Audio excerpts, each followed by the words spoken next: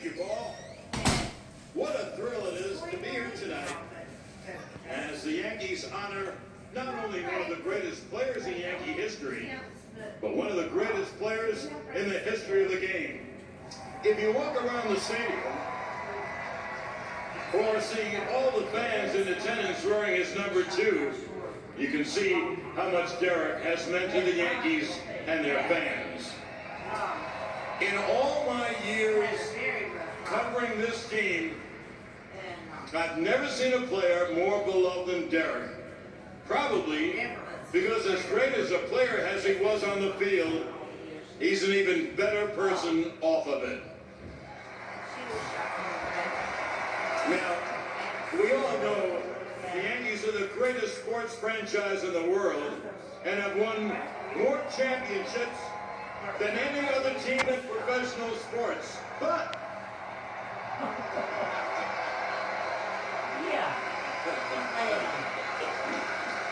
But did you know that in the rich and illustrious history of the Yankees, no player has played in more games, had more at-bats, gotten more hits or doubles, or stolen more bases than Derek Jeter?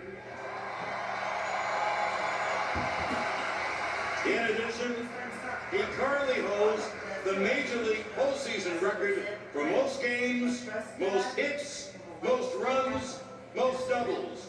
But more importantly, he played with a passion and a heart on every play, being a role model to young baseball fans on how you should play the game every single day.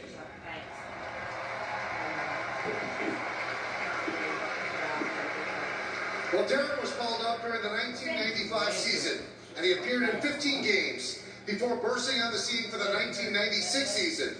In his first ever opening day, he had his first career home run and displayed what would be one of his signature defensive plays with an over-the-shoulder running catch. He would go on to win the American League Rookie of the Year and help the Yankees capture their then 23rd World Championship. A 14-time All-Star, 5-time Gold Glove winner, 5-time Silver Slugger Award winner, the first player to win the All-Star Game MVP and the World Series MVP in the very same season. Derek is a 5-time world champion and was the face of the Yankees franchise for almost 20 years. Derek was the personification of the word clutch, always seeming to come up big in the biggest spots. Just think of all the amazing plays he's been involved in.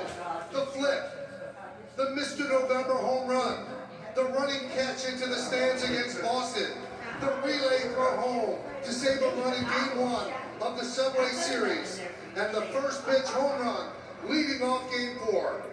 I could go on, but we would be here all night. And I dare someone to find any player in any sport who was part of more memorable moments than number 2.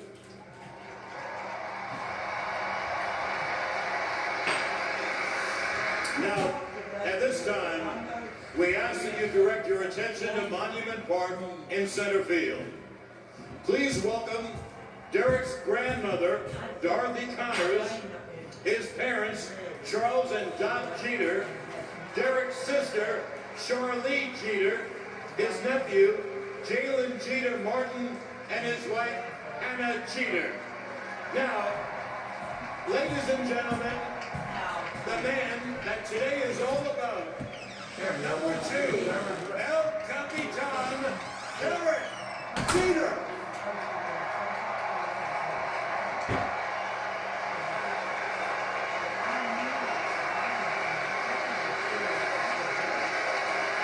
Now, at this time, Derek will unveil the newest number to be retired by the Yankees, his number 2.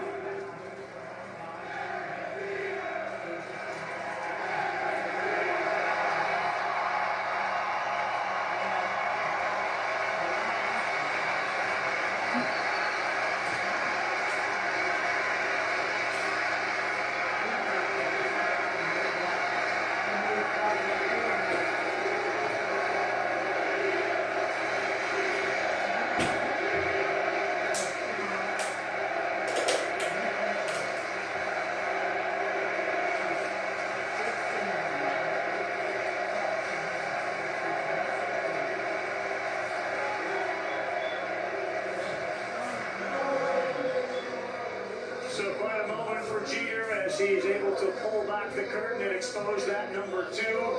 As he takes some pictures with some of his family members, a chance now to listen in on the conversation I had with Derek about a week ago. Given that we're having the number retired, can you go back to when you were growing up, your first sort of memories of being a baseball player, Little League, whatever it was, throwing in the backyard with your dad? I was, as far back as I can remember, I was a Yankee fan. My mom's got 13 brothers and sisters. Every summer I'd spend at my grandparents' house in New Jersey. My grandmother was a huge Yankee fan, so I would sit up at night with her and watch the games. And that's where the love affair came about with the Yankees. And I guess the first thing I can remember is playing on a Little League team when we were the Tigers.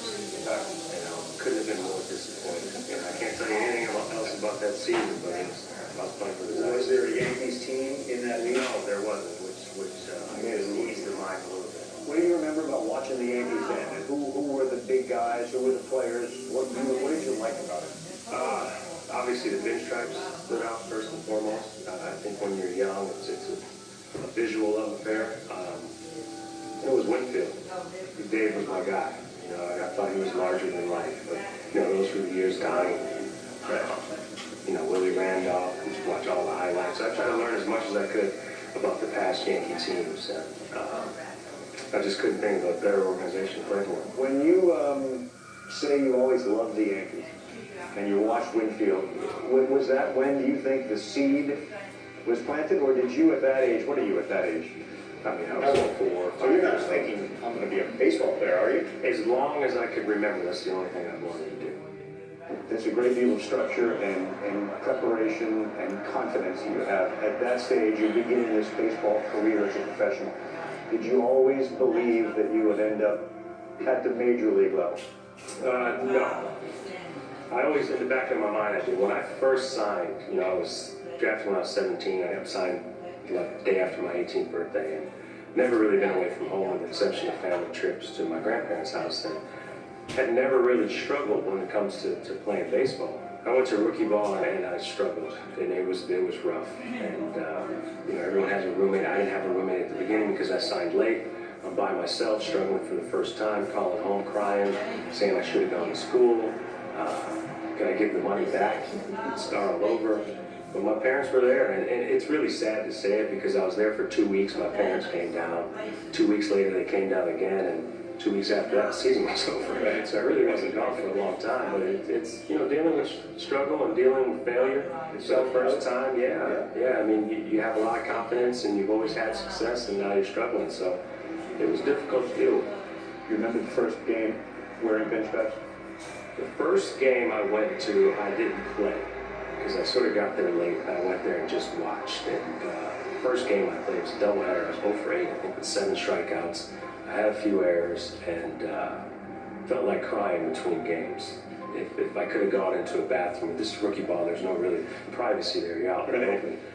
If I could have, I would have broke down. At what point do you think you understood the significance of a single digit, given what Yankee Stadium and the monuments and the plaques? I was well versed on the Yankee history, but I never thought about it when I got to number 2.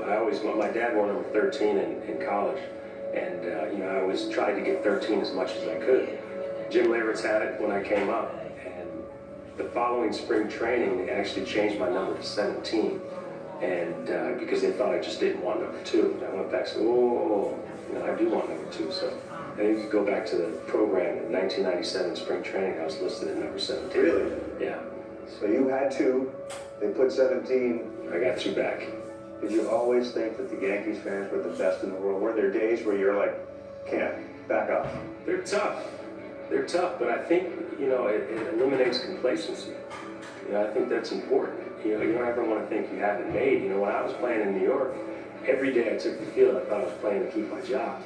It was a different time. You felt that way? No question. I mean, the boss would get rid of you. Right. He would get rid of you and get some big name free agents. So we all felt as though we were playing for jobs. How do you summarize your relationship with George Steinbrenner? We had a great relationship. I think it started with the Ohio State-Michigan rivalry. I was a big Ohio State guy, I was a big Michigan. We used to bet on a football game every year. But, the thing with the boss is, in my opinion, he's the greatest owner in the history of sports. I'm a little biased, but you know what he was able to do with this organization and how he's been able to make it grow. And we have the same mindset when it comes to winning.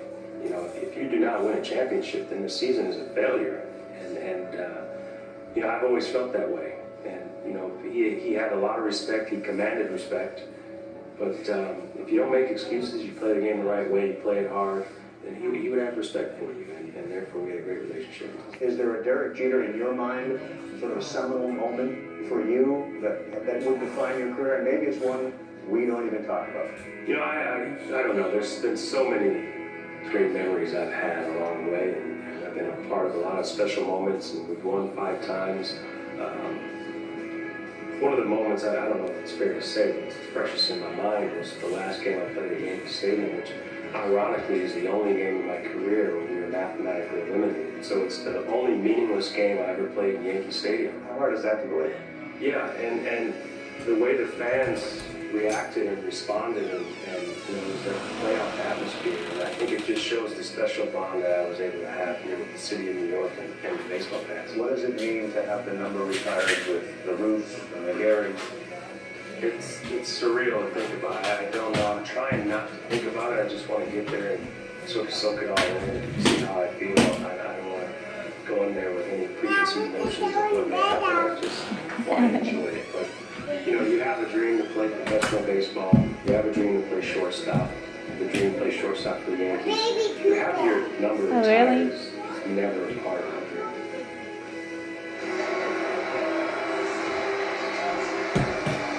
That's the video board, and while we were listening to that conversation, they were showing some of the highlights of Jeter's career here. And surely they will announce some of those central figures in Jeter's life.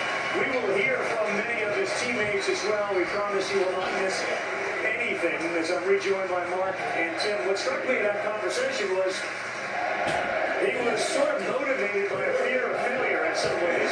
Whether it be disappointing his parents, or the idea that if you didn't play well, Steinbrenner I'm filming this for Curtis. And that's funny about baseball because there is so much failure in baseball. And Derek Jeter knew at a young age, I'm going to fail. And in baseball, it's not necessarily how much you succeed, it's how you can deal with failure. And obviously, Derek learned a great lesson at a young age as a young player, and he used that as motivation throughout his career. Right, he spoke a lot about his mom and dad there. So after the Yankees won their last championship, my job was to get an interview with Derek after the game. And I followed him off the field.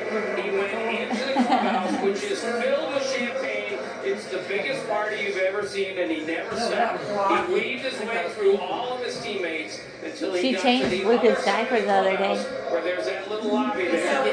And he went out into the lobby, and he hugged his mom and dad. And that's where it all started. Then he went back in and celebrated with his teammates. And that story, and I don't care how corny that sounds, to me, tells you exactly who he is. Some of the people who've seen him walk out of Gary Denton in that conversation, we saw a 6-minute version, was a lot longer. He identified Denton as maybe the most important guy early in his career.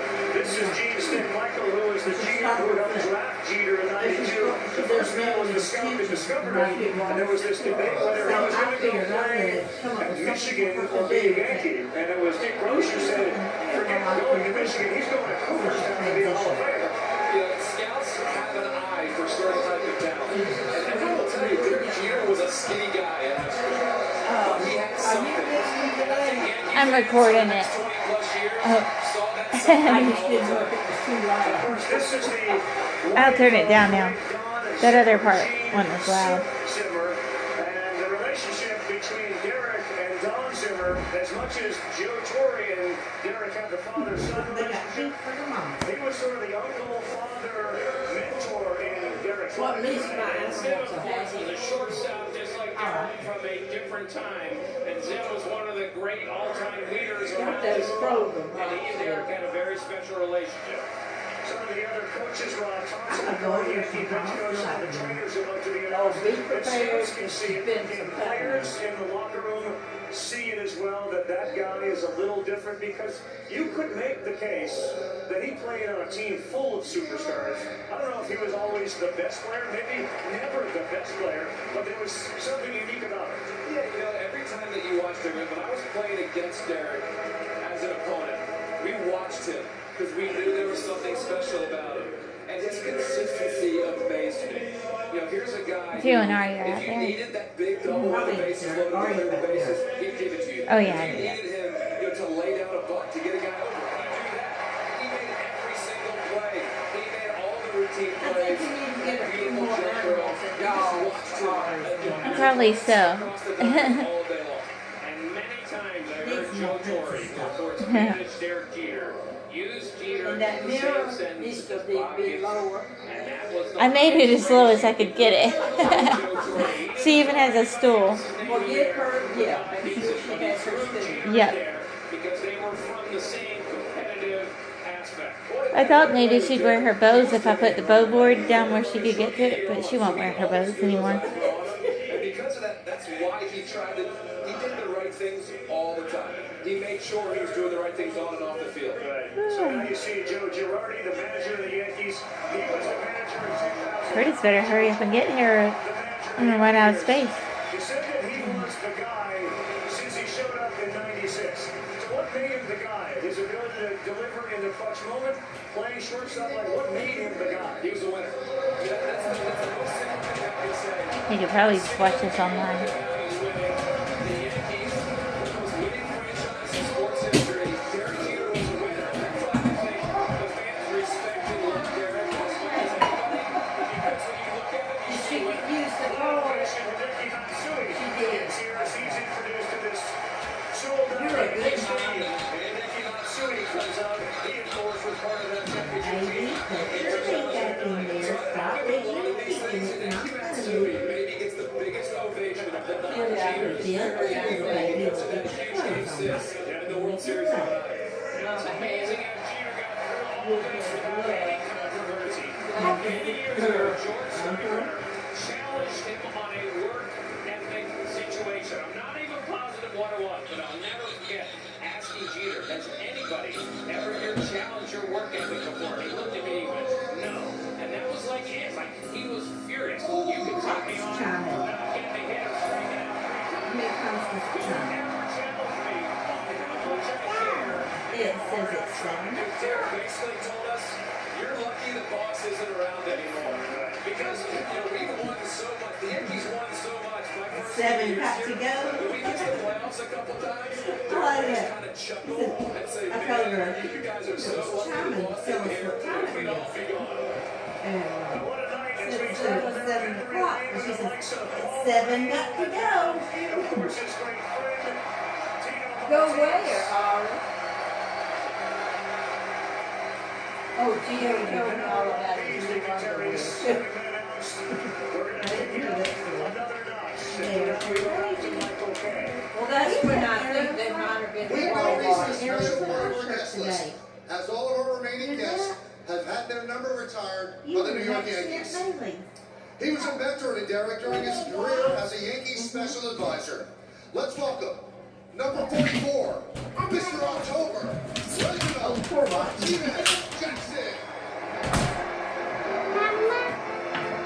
Here, move it.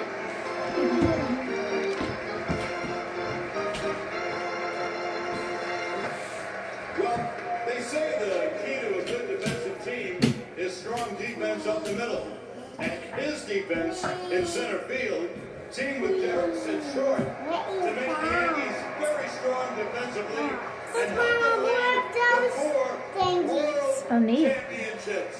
Burn, baby, burn. Cool. Bernie Williams.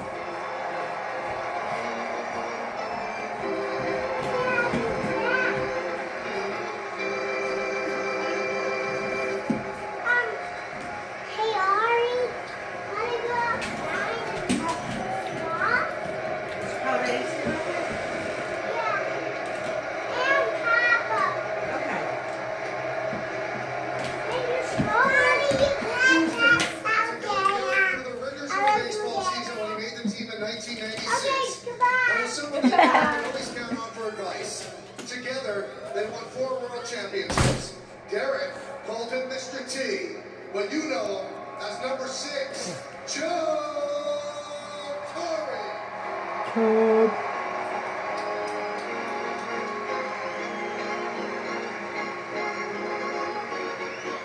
Curtis knows who all these people are. I recognize One all of the the names. greatest lefty pitchers in Yankees history. Derek Jeter.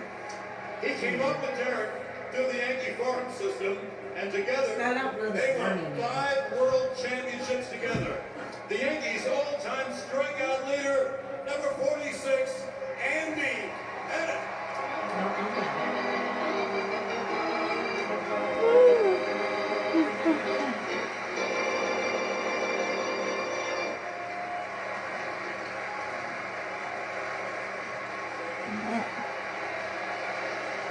Derek had a great view from shortstop for almost all of his 652 saves, and watched as his friend closed out 4 of the 5 world championships they won together as part of the core 4. Baseball's all-time saves leader, number 42, Mariano Rivera. Mariano. That would have been a cool name. Okay. You can have another little boy named that. No, I think I'm done. Okay.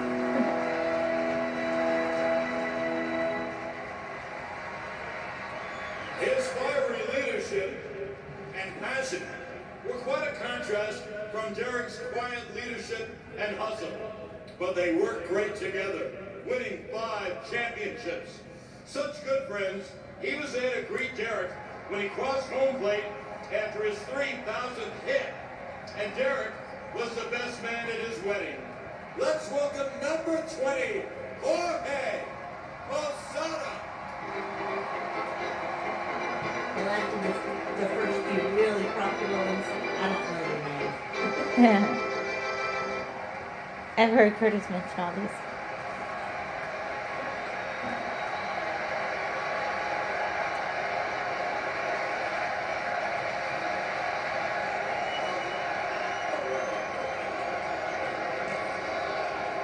Ladies and gentlemen, at this time, we ask you to direct your attention to the outfield wall. And welcome again, joined by his family, now and forever. the That's gonna be a captain, long walk.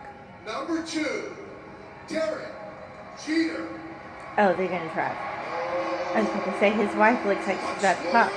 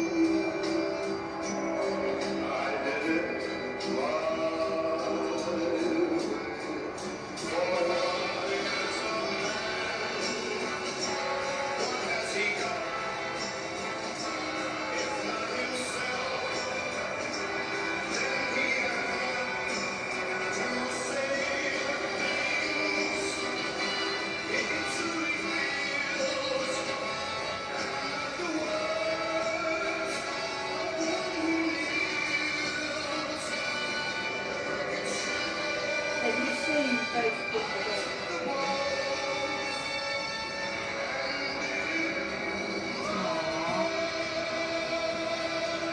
Y'all pay very lot.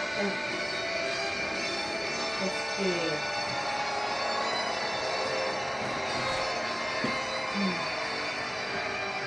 Oh, look at him. Hey, Look at you, Mama. you're lucky. It's 25 minutes in.